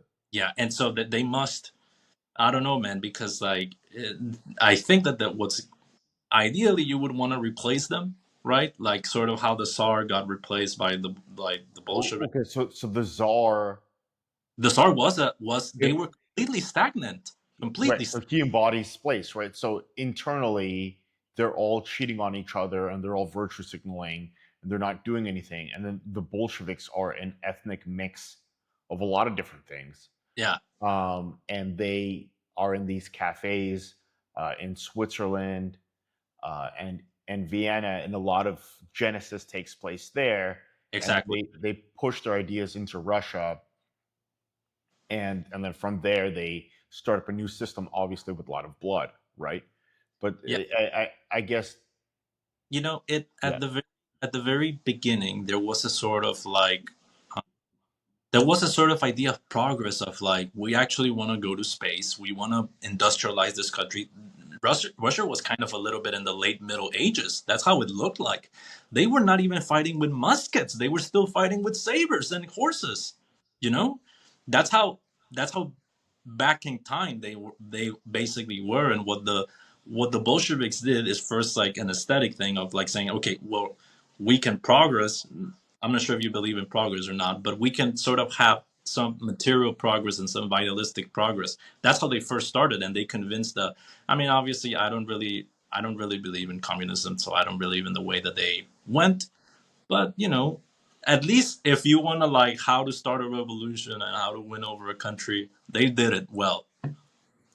Well, I mean, they wrote the playbook, and everything works to a degree. um, but I guess the bigger point that I want to do, Hmm. instead of just pushing orthodox Marxism, which is boring.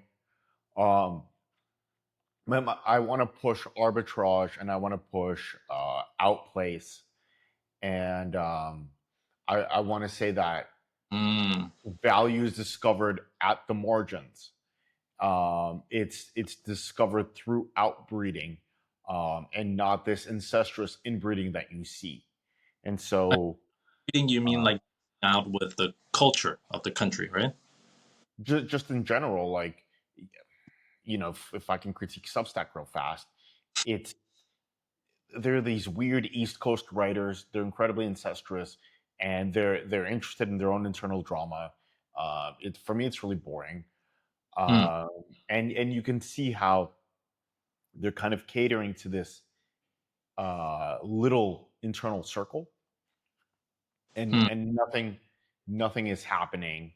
um or so I guess the idea is to move to be dynamic, to quote escape these castrated spaces, and create new structures, even if those structures are temporary, Yeah. as long as you have tempo and momentum. I have a question. What do you mean with East Coast culture? What do you mean with that? So, in my opinion, there's the CEO Mhm. of Substack, right? Yeah. And he has a certain kind of comfiness about him. Wait, who? uh, and also, when you look at, remember, we ran into this James Knox retard, and he was incredibly incestuous, right? So they played Uh, video games, and it was just it just wasn't going anywhere. yeah. Yeah. And and it's a lot of 40-year-olds who want their ideas spat back out at them. Yeah. uh, It's weird. It's some weird clicky shit, but it doesn't accomplish anything. and it doesn't accomplish anything, and it's this part of it's clearly a honeypot. Yeah. And my argument is that, like, that incestuousness long term is not going to create a cultural genesis, Uh, because They're just going to replay Ac- things forever. yeah, actually, like this is like I'm not sure if you want to continue, but you know how there's this like the Amish, they want to like make like wide enclaves. That's but so you're like kind of against the idea of expats making their own enclaves and stuff like that in a way, right? I mean, they can make their own enclave in the short term. They can do Mhm. whatever they want. Long term, the genesis that's going to happen is from their children integrating or half integrating. Yeah. Um, and like you can tell them make the enclave, don't make the enclave. They're going to do whatever. But Yeah. I'll say the cultural genesis isn't going to come from them. It's going to come from their children, and it's Yeah. going to come from these arbitrage opportunities. And I would say if you're a foreign investor, you need to go into emergent markets, especially where two cultures are just meeting, Hmm. um, and to look for value there. And on the dating side, that's where you need to look. Yeah. And any kind of identitarianism is just going to be a poor value discovery, and you're not gonna be able to sell whatever you're selling, even if that is yourself on a sexual market, for a good price. That's Hmm. that's kind of my big point. Yeah, Um, that makes sense. and then my point with Sublime is that there's Sublime from a philosophical context where Yeah. we can read it to other philosophers. Who cares? The value of Sublime is when you read it to non-philosophers and you create a new genesis Yeah. out of The it. book has a problem that it's like it's kind of has this abstruse language and it focuses on it really talks about philosophy quite a fucking bit. I don't think it's a good book for people that are just starting, you know? Well, what I would say about people who are just starting to go fuck themselves, realistically, because I don't believe in catering to people. You know, you you basically take people and you pull them into the hardcore gym, Yeah, correct. and they're going to grow muscle there, right? Yeah. Or you take people and you say, look, dude, here's philosophy. I'm bringing you in, and you're going to be performing at this level. Because at what level of catering is like? Do you want me to hold your dick? Do you want me Yeah, to hold your balls? Where do I start, right? And exactly. by catering to you, what do you get from being catered to, right? Do you feel that the red pill kind of like Rolo and shit like that, they're basically catering to mass man. They're telling them just to hold frame and shit like that, right? Don't you feel that there's something like that and that they're like deeply Rolo is a masked man. He is a fucked alcoholic. He If you pull him off of his talking points, he's completely fucking confused and will start repeating himself over and over again. And oh at some point, you will realize that you're yelling at an alcoholic, and it's just sad. And dude, everyone in the manosphere effectively realized that at some point and kind of left him alone. dude, I found out that Rolo had a Substack a week ago. I didn't even fucking know that. He has been in Substack for years. I read Rolo back in like 2017, 2018. Okay? He still talks about the exact same topics. He's I well, so couldn't believe it. How do you not grow in like he's an 7 years? alcoholic. So he's an alcohol distributor. He hangs out with prostitutes. And when you look at his skin, you can see that his liver is pushing its toxins out through the pores of his face, right? Ah, So interesting. you're dealing with someone who's chemically damaged. Mm. So Oh, the problem with critiquing Rollo, like let's say there's a person who worked out on a nuclear reactor and just got like cooked by radiation, right? And then you got into an argument with that person, and you're like, you're wrong here, here, and here, and this guy's ah. That's where you're at. Like some people are so pathetic that it's whatever. But the point I want to make is that catering, like you got to get people through the gate, yeah. but insofar as you cater, you don't get that. How do I put it? You don't get that polarity. By catering, you destroy your polarity, and as soon as the polarity is gone, the energy is gone. Ah, interesting. Yeah, yeah, for sure, for sure, for sure. right? So if you go into a completely foreign space, it's uncomfortable because there's polarity, which means that something could happen in the future, right? So Yeah, when Fidel Castro flew to the Soviet Union, um, after repelling the Americans, he didn't have any warm clothes. yeah. And I know this story from my grandfather, who was a Soviet naval officer. Hmm. And so the first thing that they did is they dressed him. They put a fur hat on him and they put him in a coat because he didn't have any warm clothes. They're Obviously, like, yeah. okay, like, and they didn't know what to do with him because usually the Soviet Union would invade people and force communism on them. Here's a country that's choosing communism, so Choosing everyone was completely confused, yeah. including the KGB officers. So Cuba and dressing up Castro, right? So when Castro flies to the Soviet Union, they don't know what to do with him, Yeah. right? They absolutely have no idea how to interact with a Latin country because Yeah. at that point the Soviet Union's not pushing into Latin America Yeah. at that time. That was really the start of it, and so there's a certain level of anxiety there. They don't know what to do, right? Um, and there's that on that level. When my grandfather went to Cuba, and he always told me about this story, there was he was wearing a white Soviet naval officer uniform, and he had a gold saber. Oh, He was a Soviet naval doctor, and he showed up um, shortly after the Bay of Pigs situation ah, when the U.S. tried to invade, and he was flooded by Cuban women as the savior. And he liked to tell the story, and my grandmother really didn't like that story, but it was the time of his life.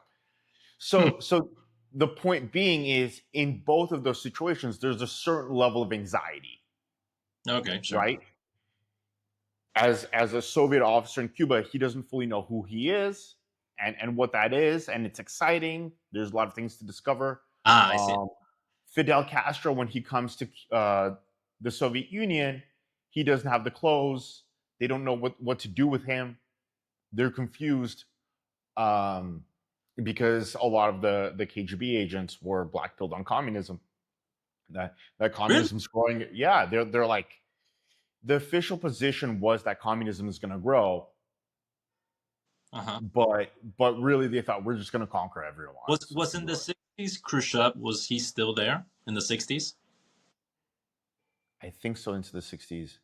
Yeah, Because Khrushchev seems totally blackpilled to me. I mean, from the outside looking in. he was pretty blackpilled. Yeah. Yeah. Um, but when they really didn't know what to do with them, and the once again the point I want to make is that right when those two cultures meet, Yeah. that's when they're the most vital. Yeah, for sure. For The sure. Soviet Cuban boxing was born probably right then at that contact, Yeah. and so Ah, good point. Yeah. Good point. right, and Cuba was pretty good in the Olympics back in the day too, Yeah. with all of this kind of training, and so that's why you don't want to cater in terms of bodybuilding. You want to go for the shock, right? Mhm. In terms of marketing, you want to go for the new thing. Um, when there's that new connection, that's when you're going to see that growth because you're going to see these new value exchanges, right? Well, like, So sure. the value of Sublime is you Mhm. use it to show people how psychoanalysis hits economics, and you show non-philosophers because philosophers already have comparable structures, right? Yeah. Yeah, exactly. Actually, Sublime is not super original in a way. It's just not. For a philosopher, they don't really care, and then for the non-philosopher, they can't read it. So my goal is to force it onto the non-philosopher to I'm spark some kind of genesis. a way of That's whole my whole shtick. yeah. I think that the takeaway of Sublime is just understanding that ideology. I mean, everyone has ideology at some point, and really, it's kind of what you do with it. It's bullshit, it's there. You can't escape it. But you need it. and you need to push it into some degree. Exactly. Yeah. So I guess to wrap things up, I would say look for arbitrage opportunities, Yeah. explore Latin countries to the best of your risk threshold. Push yourself beyond what you're comfortable with, both physically in terms of risk, culturally, and that's And growth is going to be seen at those margins. and don't be afraid to create, because that's where things are at. Yeah, you made a book, for example, Yeah, right? I wrote a book, and I'm going to be pushing this book in the Latin market, Yeah. um, and we'll see who we can meet Yeah, I mean, through this project. let me shield my Substack, just Show your Substack. yeah, just visit Higher Ideals. There we talk about Nietzsche and vitalism and some random musings that I have. But most importantly, it's the idea, like, there's this thing of the sensitive young man, the man that just knows that something is wrong. Maybe he reads, but also he doesn't do anything about it. And it's about getting people to essentially just do things, you know, Just do things. So just yes, let's end it out there. Just do things, take risks, and you're gonna get out on top. And then in the future, let's start doing Badoo and things we're completely uncomfortable with, yeah. I mean, fuck. so we can grow.